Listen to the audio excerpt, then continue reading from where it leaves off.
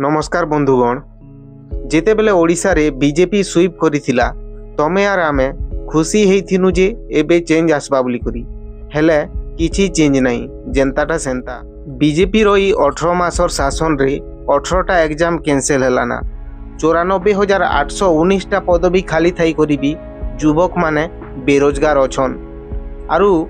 government administrative रे भी human right commission head Lokpal PSU chief district advocate ई post माने खाली अछि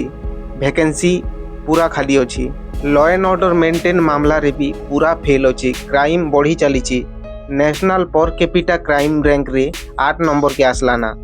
क्राइम जेंता कि मर्डर गैंग रेप चोरी हारी ई सबु जेन प्रकार बढ़ू छे इतार नु जना पड़ू छी जे प्रशासन पूरा बिल्कुल फेल अछि हॉस्पिटल मान के भी डॉक्टर नु नहीं करी नर्स मेडिसिन इक्विपमेंट रे अभाव देखबार के मिलू छी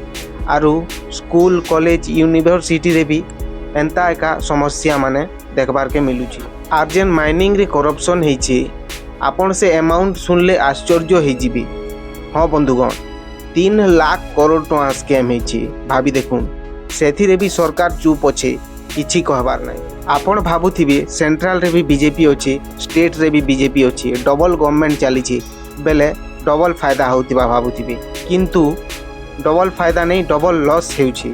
हाँ बंधुगण सेंट्रल गवर्नमेंट स्टेट गवर्नमेंट के फंड एलोकेट करबाटा कम करी छी डबल फेल चली छीटा ई डबल इंजिन सरकार उपरे एंता एका आमर पचरा उचरा लागी रहितिबा